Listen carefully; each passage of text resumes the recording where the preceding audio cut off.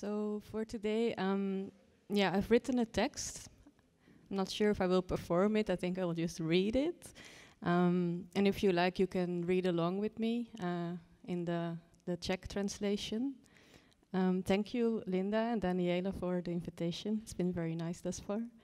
And it will take around half an hour, I think. If you have questions or comments, we can talk about it afterwards. And I will just start. Today I want to wear a phrase, but I don't want to wear a one-liner. You might think, how does one wear a phrase? I'm still figuring this out.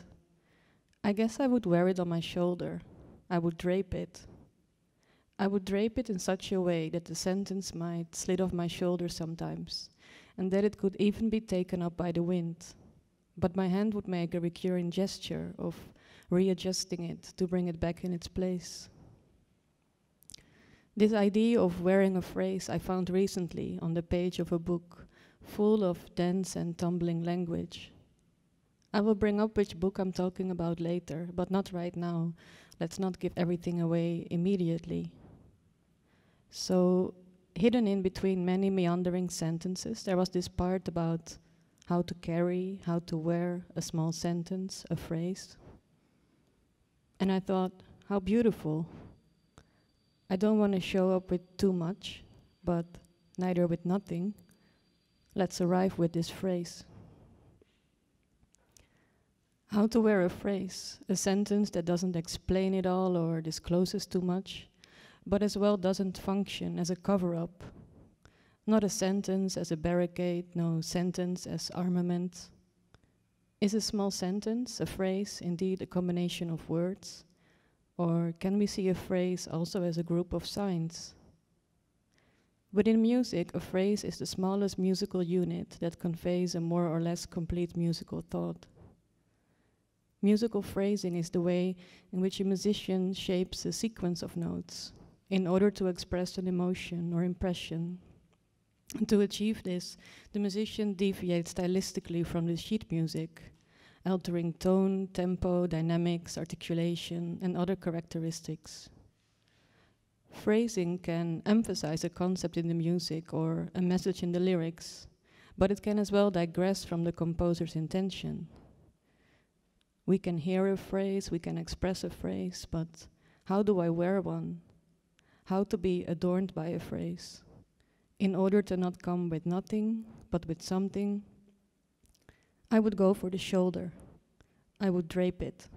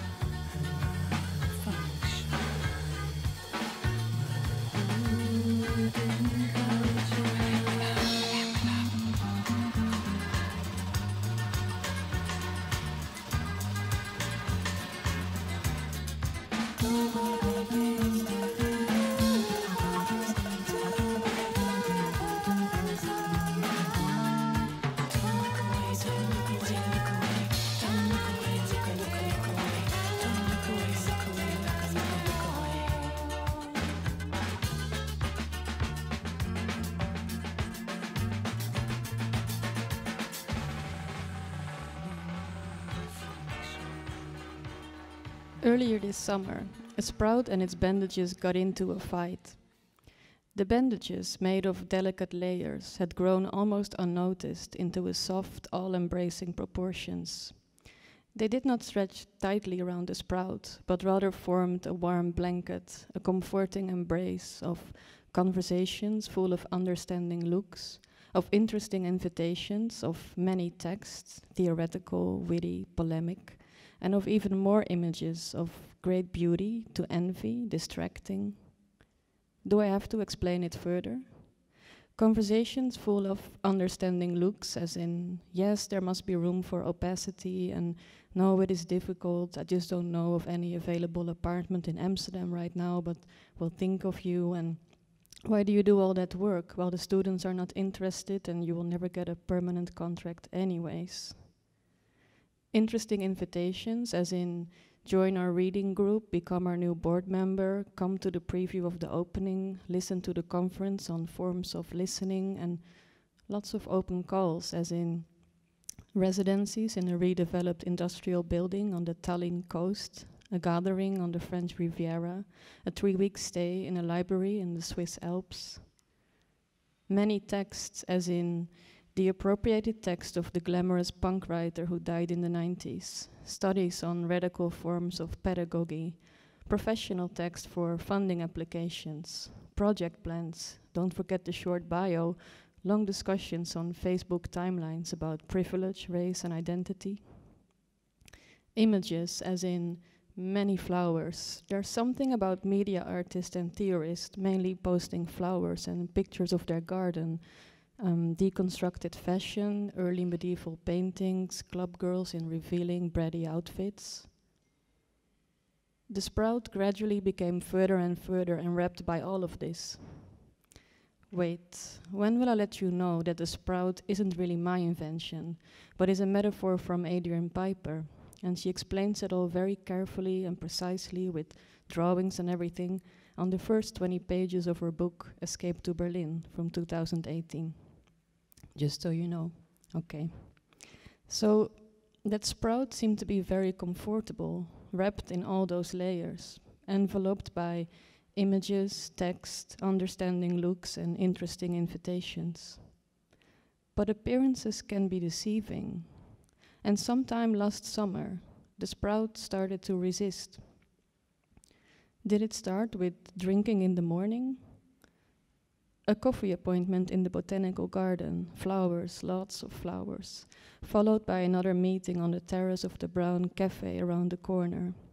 Imagine this kind of old school bar where the name is still painted by hand on the window in elegant curly lettering. It was 11 o'clock in the morning. The sun was out, summer mosquito bites were itching, and the sign on the table was winking at us. A small sign with the Amstel logo, the Pilsner brand my grandfather used to drink. A small beer then? Yes, 2 pairs of eyes confirmed to each other, and there was pleasure in the air, no shame to order, just pure joy. And when the glasses clinked, glasses with a fine golden edge, and the cool beer touched my lips, this moment felt like the highlight of the day. Unnoticed, but not completely unnoticed, the other friend, who was keeping things together with a glass of orange juice, took a picture of us. I pretended not to see it, but I could already generate the image in my mind. Later, cycling to the studio, I wanted to take a look on Instagram when stopping at the traffic light to see if the image was already out, but I had forgotten that I had deleted the app the day before. It kept bugging me. Some more hours later, I would ask my friend for the image, and when he texted it to me, it turned out that I had my eyes closed while my fellow drinker looked at me with an interested gaze, without me noticing that he was simultaneously raising his middle finger towards the camera. The sprout realized that this corrupted image didn't do the pure joy of the morning any justice, and moved on. Another sprout, who preferred to be a wind, had unexpectedly come to a halt that same summer. This sprout arrived on a bicycle and carried a package with her, a plastic shopping bag. I peeked inside and noticed a tangle of threads covered in small heart-shaped leaves. It was a Ceropegia woody, also known as the chain of hearts or rosary vine. M had carefully bandaged the delicate branches around the plant. We tried to disentangle them together, unwrapping the plant, hearts swirling on the ground, and figured that the soft branches were about 2 meters long. The rosary vine had expanded. its tentacles coiling into unknown territory, until the view on the core of the plant itself got obstructed. M had long pretended that she had no roots and no tentacles. She wanted to be the wind. She enjoyed the idea of others thinking that she might be gone, that she could not get caught, keeping relationships blurry. She thought she would be the eternal trickster, no one would catch her swing. But now she had hurt her foot seriously during a hike. She literally got stuck on the couch of her parents. She was not able to whirl around much any longer and realized that whoever wants to be the wind only receives wind back. She could feel the breeze caressing her cheeks, but no one was holding her. Ambiguity is threatening. People don't like it. They want to know, who are you, where are you, what are you doing? Will you stay here? What is your next move? Can we trust you? Now that M was no longer capable to move easily, she decided that her being the wind had finished. Maybe it was time to become a rock or a plant with roots in one place. I have not seen her ever since.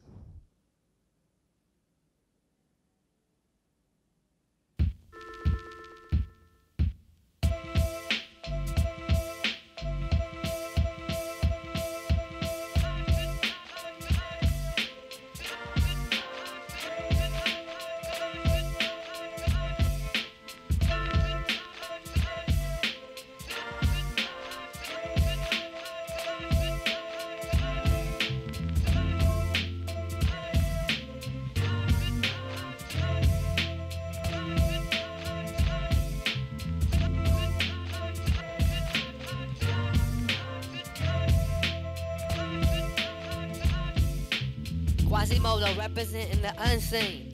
Immortal stats, so we got invisible clean. Advanced rhyme team, out of loop beans. The unseen, we keep it clean. Like a diamond ring, a dirty like a one night fling. But I bet you can't catch my swing. We roll numbers, stack styles every time we do our thing. Hitting like some linebackers, we ramshackless. You fuck with us, you end up on the blacklist. You rush my tacklers, yeah, that's a fat kiss of death. Like we on the street scene. You and your whole crew retreat, cause you ain't got no tricks up your sleeve. While we must rhyme function to a point to where y'all can't even breathe. So make way for the unseen.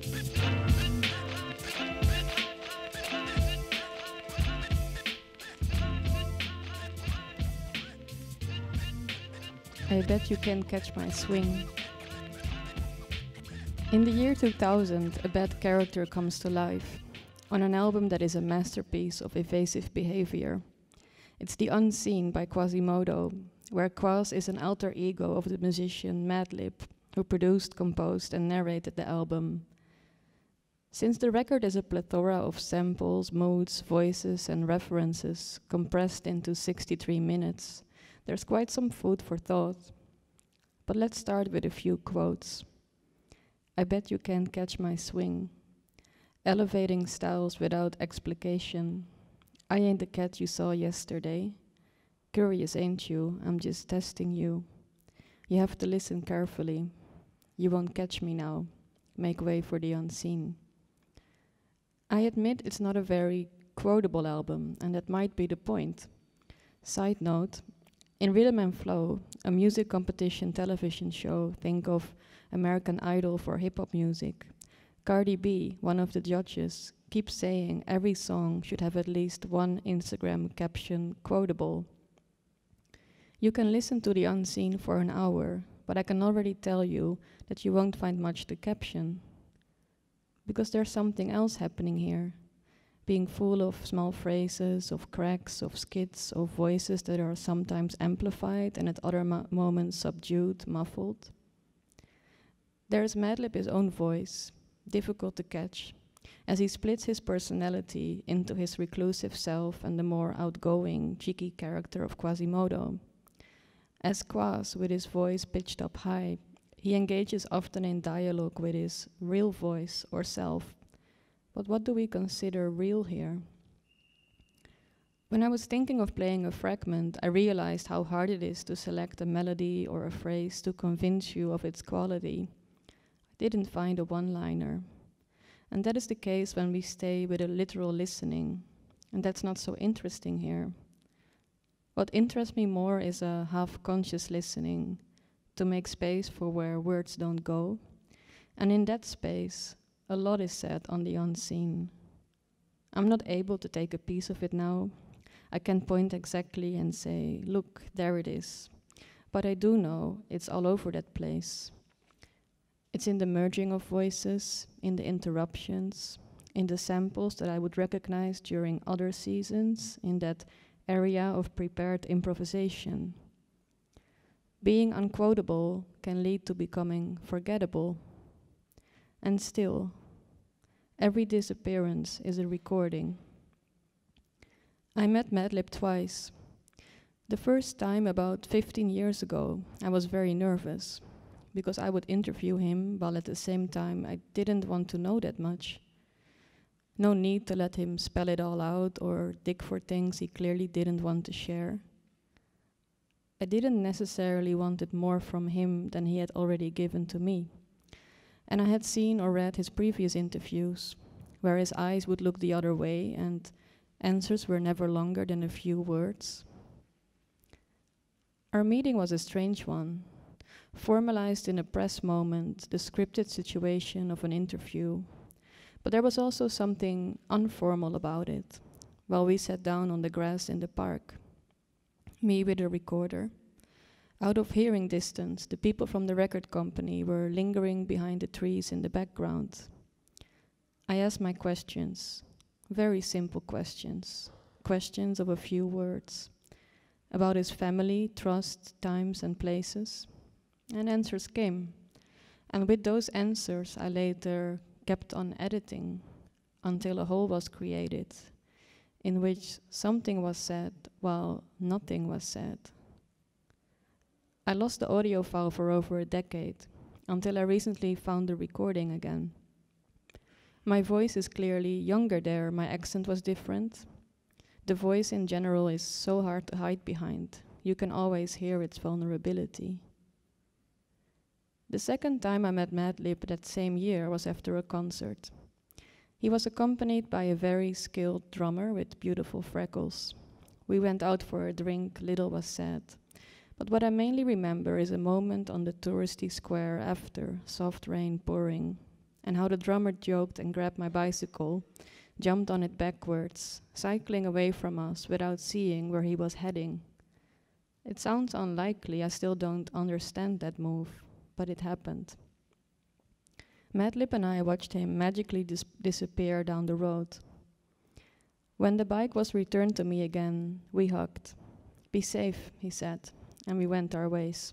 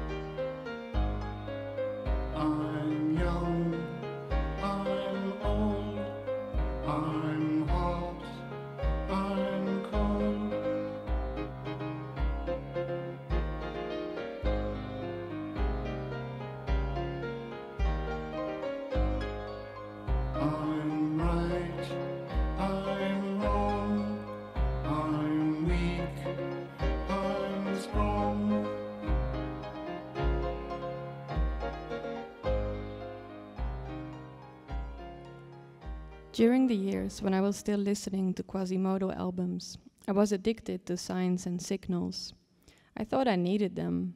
I would often literally wear them on my sleeve, so the people I wanted to reach could read me.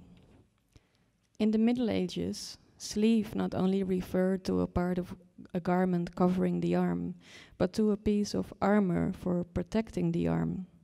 When participating in a contest, knights would often dedicate their performance to a lady of the court and wear something of hers, such as a scarf or ribbon, around their sleeve of armor, which indicated to the tournament spectators which lady the knight favored.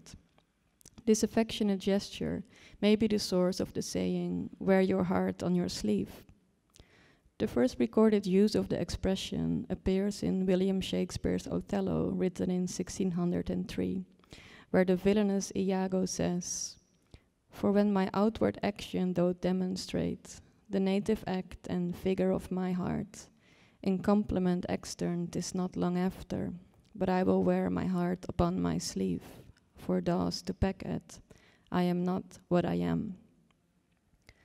How to interpret this confession? It's unlikely Iago would actually wear his heart on his sleeve, because he knows it will make him weak. But perhaps he would do it in a tactical manner, in order to appear vulnerable, so he can be trusted again. How calculated was my own sleeve from back in the days? An attentive reader would have been able to detect the signs that were once visible directly on my body, in the form of the fabric of a scarf or second-hand clothing that was revealing a brand for those in the know, and a carefully curated combination of jewelry, pins, and other details. Later the signs would jump somewhere else, while my physical appearance became more and more subtle.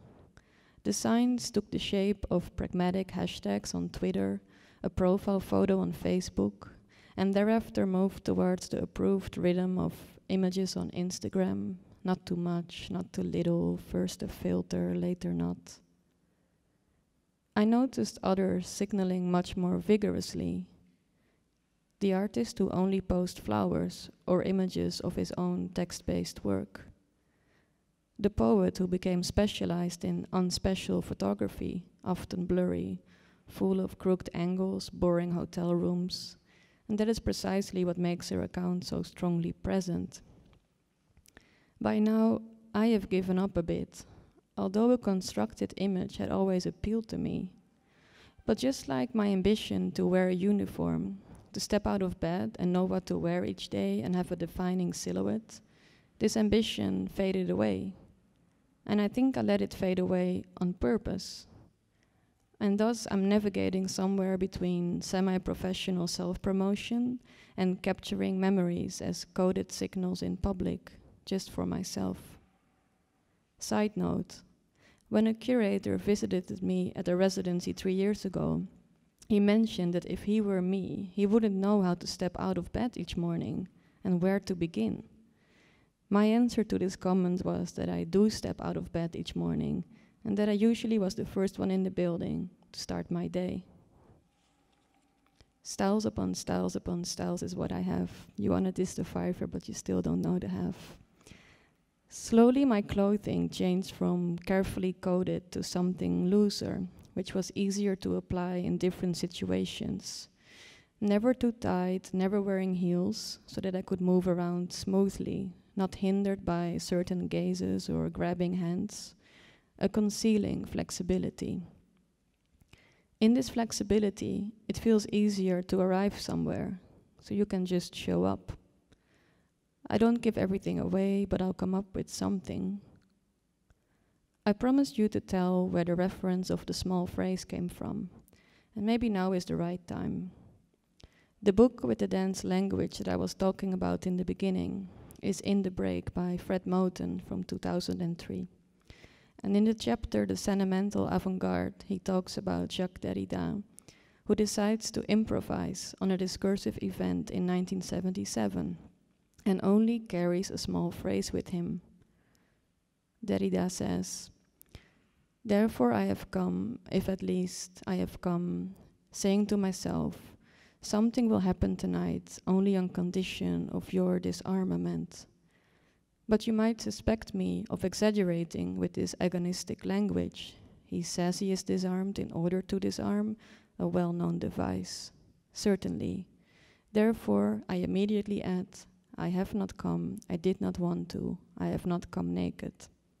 I have not come naked, not come without anything. I have come accompanied by a small, how to put it, a small phrase, if it is one, only one, very small, end quote. And Moten writes, about 25 years later, if something is to happen, you have to come unprepared, unarmed, but you don't come with nothing. You've got to bring something that adorns you, even if it doesn't arm you. Just a very small phrase, if it is one, just the spirit of some phrasing, the soft racket of a small accompaniment. Let's delete the image of the French philosopher, because before you know it, the phrase becomes a fig leaf, and that's not what we want here. We want the soft racket of a small accompaniment. I would drape it over my shoulder.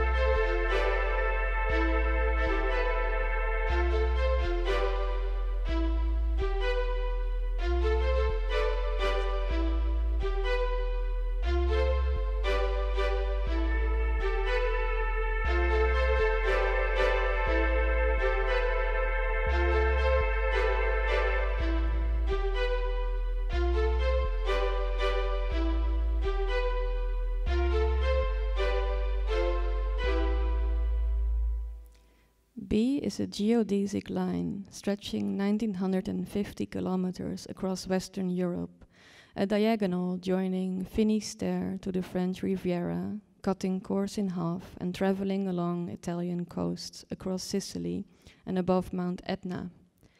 It links two irrelevant places far from any center, moderately attractive for tourism. The village of Milo, on the mountainside of Etna, near Catania, Sicily, sits 500 meters high, 20 minutes from the sea by car. Terenay is a small locality in Finistère, Brittany, at the entrance of Morlaix Bay and its several notorious islets. B is a residency with no compulsory production, no theme, no company registration number needed, no grants, no participation fees, no educational workshops, no studio, no artistic research, no equipment, no insurance, no obligation of being free of all professional activities during the residency, no contract, no visibility. B offers accommodation, glitter sunscreen, some meals, and possibly a bike. The application must be sent by email to com.and.loiter@bresidency.es before the 29th of May 2019, without any attached file. No resume, no portfolio, no project, no motivation letter, no reference letter, no filled form attached, nor any other document explaining the candidate's practice. I read the soberly designed PDF that appeared in my timeline, which was usually filled with exhibition announcements, highly competitive open calls, and politically motivated petitions, again. This text was so peculiar, it stood out from everything else. It was wonderful. It took me 1 minute to send an almost empty application email titled "Taking a Leap." 4 weeks later, I received an email back. "Congratulations, you are selected." I wondered what the selection procedure had been based on. Early September, I was on my way to Sicily. I had decided to not do any research, avoided the urge of Googling the background of the other people I would meet. All I knew was that I would stay in a house somewhere in Milo, a village on the mountainside of the Etna volcano, in the company of 7 others. The past weeks had been hectic. To keep myself standing, I started to wear even looser clothes than I would usually do. An oversized silk men's shirt, a heavy cotton white t-shirt, jeans with a baggy fit covering me from waist to ankles. It felt like a good outfit for my arrival in Milo too. Layer upon layer upon layer is what I have. But as soon as the door of the plane opened, it became clear I was wearing way too much clothes for the humid warmth surrounding me. The first drops of sweat appeared while I entered the airport bus and noticed a number of young women who were not acquainted but still had something clearly in common. All of them were unobtrusively dressed, wearing jeans or fairly tight pants, a hoodie, a blouse, nothing special. What stood out, though, is that all of them had exuberant gel nails, perfectly painted in shocking pink or baby blue, aggressively long. And those nails slid non-stop over the large screens of their phones. One was texting, the other watched a video, a food challenge in which a likewise not so special looking vlogger had to drink a shake of raw egg yolks in 1 minute. I also looked at my phone. A message from someone named Enrico appeared. "I wear a yellow t-shirt," he typed. "I wear too many clothes," I responded. "I wear yellow socks," he texted. "I will go to the exit now and see you there," I replied. Not even 30 minutes later, after passing dusty roads with rubble piled up against fences that were overgrown by cacti carrying their ripe orange fruit, there was the hotness of sand almost burying soles of feet, reassuring sounds of waves mixed with the chatter of families on a day out, the repetition of jumping in the sea, each time the pleasant surprise of the warmth of the water, seeing airplanes departing and arriving in the distance, drying up, salt on skin, a sip of water, rest in the small strip of shadow against the wall, repeat again. I arrived and I didn't even have to introduce myself. It took not much time to peel off layers so the sprout could become unwrapped again. It took 8 strangers who met up without any further introduction.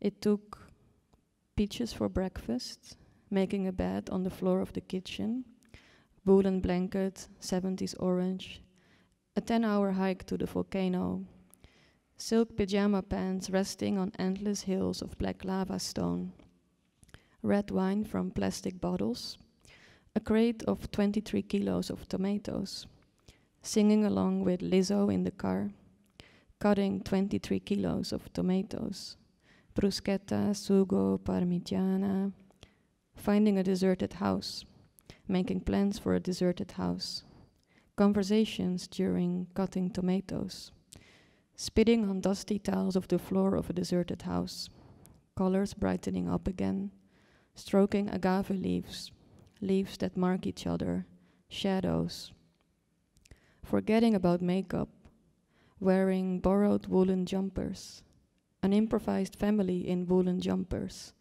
red wool mixed with golden threads, sea green soft wool, classic broken white lamb's wool, enough options for the 8 of us. Breaks at the bar, granita, chinotto, arancini, loitering close to a river, throwing pebbles, a night drive to a small village on the mountain, Lizzo playing in the car, climbing the mountain, overseeing not much, shadows. Boarding for the airplane back, I felt lighter. The silk oversized shirt felt like a better fit, no protection anymore. One day after the week in Sicily, I attended an opening in a darkened exhibition room where visitors were brought into tune with the sound works presented. I talked with someone else who was also part of the show. She presented a seemingly endless collection of bands counting 1, 2, 1, 2, 3, 4, and was wearing a simple black sweater with a white logo, a parody on Comme des Garçons. We never met before, but had an energized conversation. And then somewhere in the middle of this, she said, "I hope you don't find me too direct, but I think you look very professional." I wonder what it all meant. Thought of woolen jumper, silk pajama pants on the volcano, an oversized shirt, days of not introducing or explaining oneself, just the spirit of some phrasing. Thank you.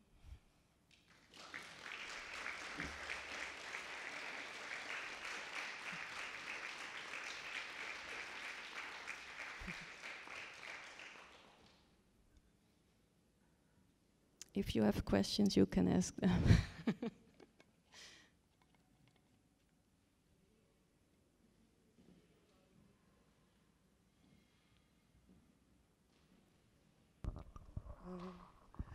Thanks so much, Radna. It was great.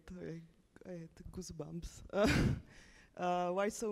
Why so many tomatoes? 23 kilos. Yeah, I also think we didn't need the 23 kilos, but it happened. No, it's just because I know that Radna organized recently a program for the Dutch gallery in The Hague, which called Storm. Stroom, sorry. And you organized sort of series of uncertainty seminars, right? I'm explaining that to the audience just because I noticed at the beginning of your text you were saying I'm not getting a permanent contract anyways. Is it something you would like to achieve? No. And you know, some of the things I read, there's quite some of my personal experiences in them, but it's also like the kind of conversations that happen in my surrounding. So I wanted to set a scene a little bit of, you know, the stuff. It literally feels like stuff often, like text, images, conversations that I move through, which feels a bit like daily practice, life. And you know, this is a typical discussion of maybe people from my generation who teach at an academy and then they have ambitions, but then they're still older people with permanent contracts, and then it's like, what are you going to do? I think when thinking about today, quite sometimes the financial crisis was mentioned, or this period of 2008, and I kind of started working in art after. So I did maybe some like more like cultural production and organization, but when I really started to work more in contemporary art or as a curator, that was more in 2011. So that was after like financial crisis, and also when in the Netherlands there were huge budget cuts on art. So I never experienced this other time. I only know this time of, yeah, not the most luxurious time, but I cannot complain. It's been my reality and my reality of, you know, many people around me or after me also. So, yeah. Thank you, Radna. It was really beautiful. I really enjoyed it. You establish a pretty unique radio project. As far as I understood, it's part of the Rijksacademie in Amsterdam, right? It's called Ja Ja Ja Ne Ne Ne. It's independent, but we do work with institutions such as the Rijksacademie. Kind of started there as well, but it's not, yeah. And yeah, I just have a question. There is because it's really interesting to report or to talk about the visual art in the radio. Can you tell us more about the dramaturgy behind this radio? Because I think it's a pretty unique approach. Yeah, I thought, well, I think for me, radio is also what I know. I think other people, you know, when you paint for a long time, it's it's the material you're used to, or that is your material. And when I was quite young, actually one of the first things I did was, I was very shy, but when I was 16, I got involved with a radio program that was on public radio in the Netherlands for younger people. So that was one of the first experiences I had of interviewing, editing. So it's been always a bit my material in the back. And much later, when working for the Rijksacademie or at other places, I realized how there is this kind of, for instance, the Rijksacademie, it's a residency, and once a year it becomes almost like a museum or like an art fair, because that's when they have open studios. So for the whole year, people can work by themselves, but then suddenly there's this big presentation moment. And yeah, I think art is often about making public, but I think there's also this kind of space in between, and I thought radio was an interesting medium because it's not visual, and it's a bit of a weak medium also. Like it will always lose, sound will always lose from image. So you it's think so? Well, slowly it's maybe with now podcasting is getting more, but in general it's difficult to distribute, or it is a different. Maybe it touches people in a different way also, but in general we have a more like visual-oriented society, I think. So radio can become this kind of in-between space. And I'm not always sure that it's actually about broadcasting, weirdly enough. So for me, it's not always about, when you do radio, that it's about sending something out. It's also because you do that, and it is live, you get a different kind of conversation or something. So it can also be a space to think out loud, but still it is public, but in a different way. And yeah, I have this mode also a little bit, because when I was reading, I love to be, not here as a body, but just as the voice sometimes, yeah. So it's also my personal preference.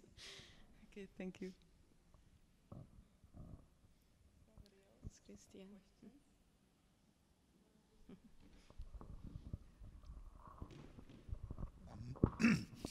I had an observation, but I'm not really 100% sure if it's true.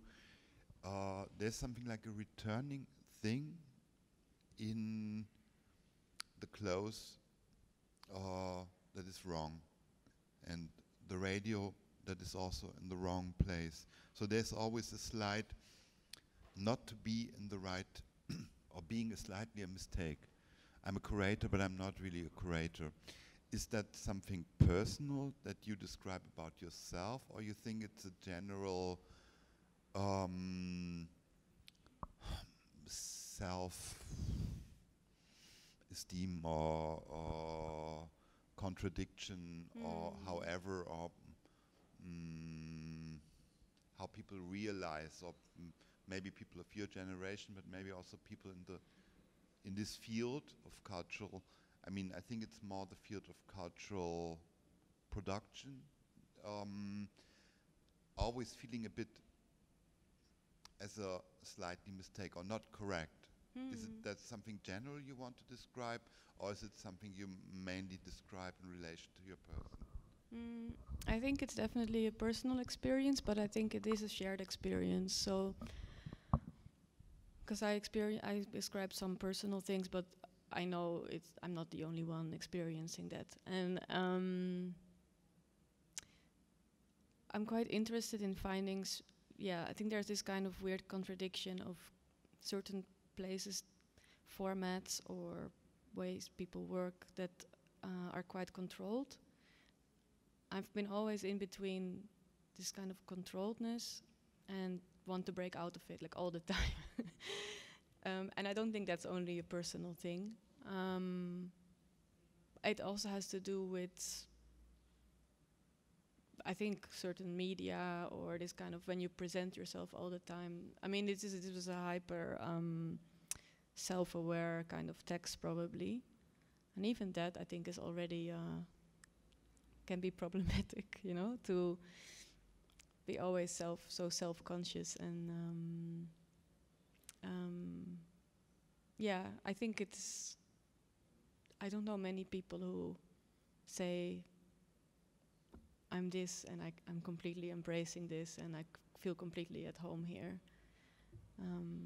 Maybe it's also shifting, because certain positions in art, or maybe also in fashion or design, or in the wider cultural sphere, are changing. And like the question also that I got quite often is, but when are you going to find a job? You want a job, right? I'm like, but maybe I don't want the job, because I cannot imagine a job that I think I would actually like to do full time, or where I say that would be the position that I would like to have. And I think that's quite a general thing. But do you have the impression that this has changed? I mean, I'm older than you, and nobody ever waited that I will get a job. I mean, I started to study art, and I messed up my life. So this was clear for the family, everybody. Okay, poor guy. And but it would also very freeing because nobody ever asked, "Did you have a job?" I mean, yeah, no. But now I also feel the same, that there's something. Yeah, you're an artist, or you work in the field of art, but why can't you behave like a normal person? So there's an idea that art could work as normal as, or I think also when I think back at what Michael talked about, it was a mess to have a gallery in the past. Nobody was waiting that a gallery is not broke the whole time. But now a gallery should be successful to be a real gallery. So there's something like this concept of success. Yeah, there's a presentation of success is demanded, right? It's the concept of success that you should bring out. So it's not even per se the success itself, it's the image of success that is expected. And that's the image I hope to refuse, but I mean, if you completely refuse it, I mean, it's also an economical reason. Like, I work completely freelance, so it's like, I don't know what I'm doing in a few months.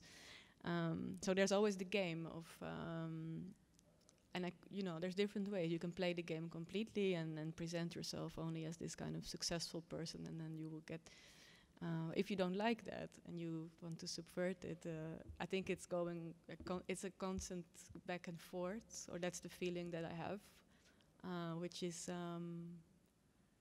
for me also, it's that is where maybe my groundedness is, which is maybe strange because it doesn't feel super grounded, but when you do that for a really long time, you know that is the status quo, or that is, yeah. Yeah, it's a bit unclear, I'm thinking out loud, but yeah. Okay.